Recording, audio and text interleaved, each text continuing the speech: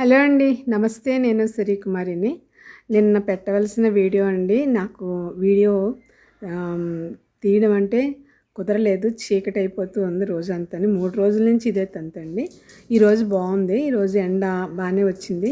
నేను వీడియో తీస్తుంటుండగా మధ్యలో డౌన్ అయింది కానీ మరలా మామూలుగానే చక్కగా మనకి సన్ బా వచ్చిందండి. వీడియో తీయటానికి అనుకూలంగా అనిపించింది. ఈరోజు నేను చూపించేది మీకు గార్లిక్ ఫ్లవర్స్ అండి.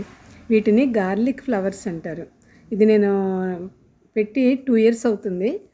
లాస్ట్ ఇయర్ కూడా నాకు పూసినాయి పూలు. పెట్టాను, అది కూడా కానీ తక్కువ పూసినాయి అప్పుడు. ఇప్పుడైతే పెరిగింది బాగానే.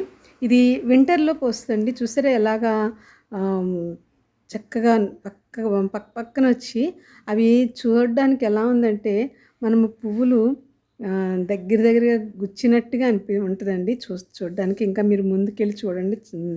ఫుల్గా వీడియో చూసారంటే మీకు ఐడియా ఉంటుంది ఈ ఫ్లవర్స్ ఎంత అందంగా ఉంటాయో, ఎంత బాగుంటాయో. 3 కలర్స్లోకి టర్న్ అవుతుందండి. ఫస్ట్ డార్క్ పర్పుల్లో ఉంటుంది. ఆ తర్వాత నేను డార్క్ పర్పుల్లో ఉండగా తీయాలనుకున్నాను. అప్పుడు కుదరలేదు. చీకటి వచ్చేసి ఈ మధ్యకాలంలో ఎండ లేకుండా మబ్బుగా ఉండడం వల్ల తీయడం కుదరలేదండి. లైట్ కలర్లో మళ్ళీ డార్క్ నుంచి లైట్కి టర్న్ అవుద్దండి. చూసారా ఎంత బాగున్నాయి కలర్స్. ఇవి డార్క్ కలర్ నుంచి కొంచెం లైట్ కలర్లోకి, తర్వాత వైట్ కలర్కి టర్న్ అయిపోతుంటాయండి ఈ ఫ్లవర్స్. చాలా అందంగా ఉంటాయి చూడడానికి. ఇది పెంచడం కూడా చాలా ఈజీ అండి.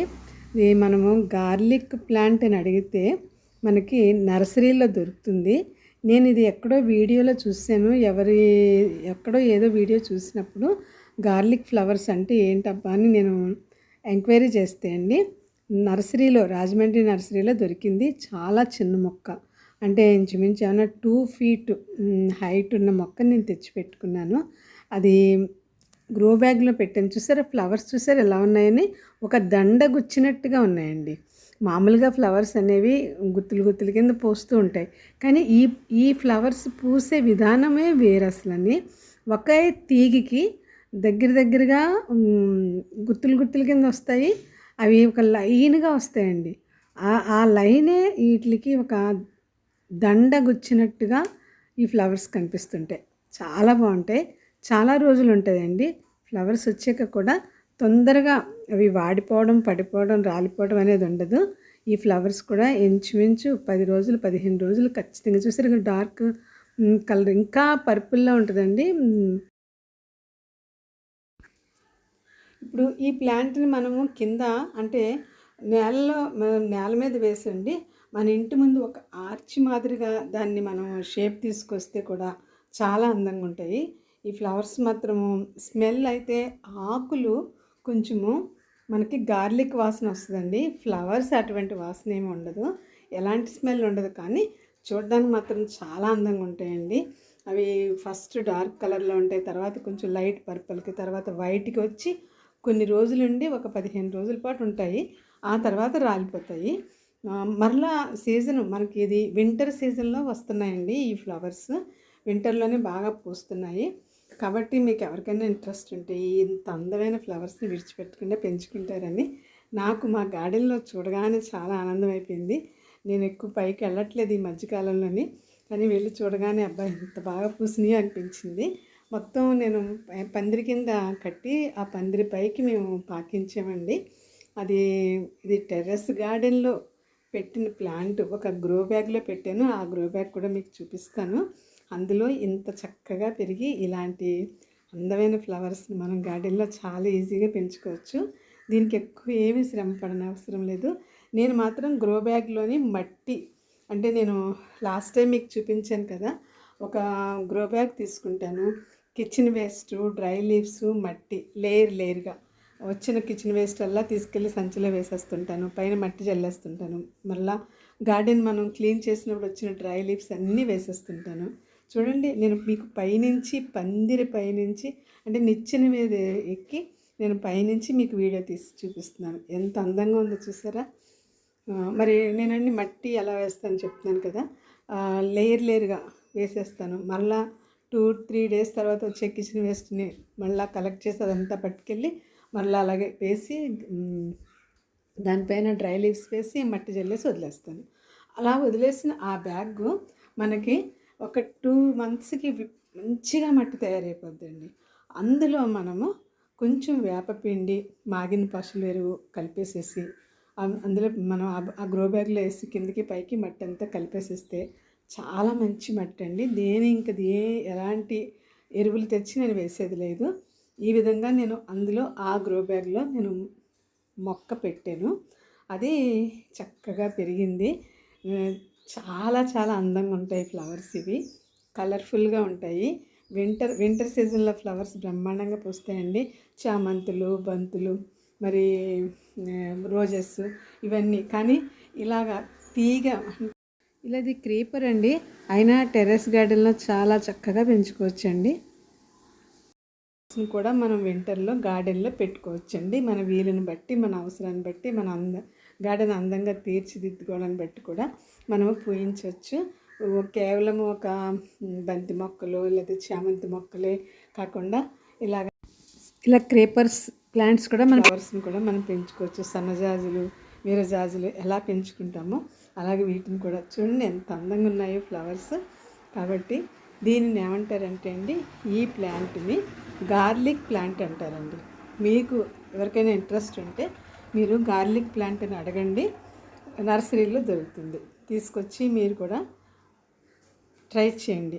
ఇది వచ్చేసరి ఎలా పందిరి మాదిరిగా ఎలా వచ్చేస్తుందని జస్ట్ మేము లైట్గా వేసాం. పందిరి ఒక తీగితో కట్టి పెట్టాము. దానిపైకి అలా అల్లుకుంటూ ఇదిగోండి చూడండి వరసగా వచ్చిన ఫ్లవర్స్ గుత్తులు ఇవి. కానీ మనకి కిందకి ఎలా కనిపిస్తుంది, దండగుచ్చినట్టుగా ఉంటుందండి. కాబట్టి పెంచుకోవడం బాగుంటుంది ఈ ప్లాంట్ వేసుకోవడము. చూసారా ఎలా పూసినాయి అని కలర్స్. ఇవండి గార్లిక్ ఫ్లవర్స్. నేను నార్త్లో చూసాను, ఇది అనుకున్నాను మనకు దొరుకుతుందో లేదో అనుకున్నాను, కానీ మనకు కూడా దొరుకుతున్నాయి. చూస్తే మొగ్గ చూడండి ఎలా ఉందో, డార్క్ కలర్లో ఉంది. ఆ మొగ్గ పువ్వు చక్కగా ఇది చూసారా, మరలా చూపిస్తున్నాను చూడండి. అలాంటి కలర్ నుంచి ఇదిలాగా వైట్లోకి లాస్ట్కి వైట్ కలర్లోకి టర్న్ అయిపోతాయండి. ఇవి వింటర్ సీజన్లో పూసే ఫ్లవర్స్ ఇవి. అది మీకు చూపిందామని ఈ వీడియో తీసానండి. మీకు ఎవరికైనా ఇంట్రెస్ట్ ఉంటే తప్పకుండా పెంచుకోండి. పెద్ద సైజు కుండీ కాదు, నేను పెద్ద సైజు గ్రో బ్యాగ్లో పెంచాను. ఆ గ్రో బ్యాగ్ కూడా మీకు నేను చూపిస్తాను. దానికి నేను ఎక్కువ ఏమీ శ్రమ పడలేదు. తెచ్చాను, మొక్క పెట్టానండి, చక్కగానే పెరిగింది. అది తీగల కింద వచ్చేస్తుంది. దానికి కొంచెం మనం సపోర్ట్ ఇస్తే చక్కగా అల్లిపోతుంది. వింటర్ సీజన్లో ఇలా ఫ్లవర్స్ పూస్తున్నాయి.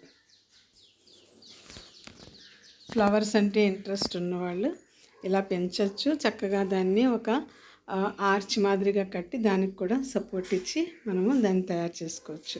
నాకు అలా ఆర్చ్ లాగా ఇవ్వడానికి నాకు అక్కడ అవకాశం లేక నేను ఇంత పెద్ద పందిరి వేయాల్సి వస్తుంది, ఇంత పెద్ద పందిరి పాకుతుంది గ్రో బ్యాగ్లో అని అనుకోలేదండి. బాగా పెద్దదైపోయింది. ఇంకా మొగ్గలు చూడండి, మొగ్గలు వస్తూ ఉన్నాయి. ఇంకాని ఇప్పుడు ఈ ఫ్లవర్స్ అన్నీ రాలిపోయిన తర్వాత మనం వాటి అన్నింటినీ మళ్ళీ ట్రిమ్ చేసేస్తే మరలా మనకి ఇంచుమించు వింటర్లో 2 times ఫ్లవర్స్ వస్తుంది. ఇదిగోండి గ్రో బ్యాగ్ మీకు నేను చూపిస్తున్నాను కదా, ఈ గ్రో బ్యాగ్లో పెట్టాను నేను. 2 years అయింది మొక్క పెట్టి. ఇది గ్రో బ్యాగ్. ఈ గ్రో బ్యాగ్లో అలా చక్కగా పాదు కింద పాకేసింది అనమాట.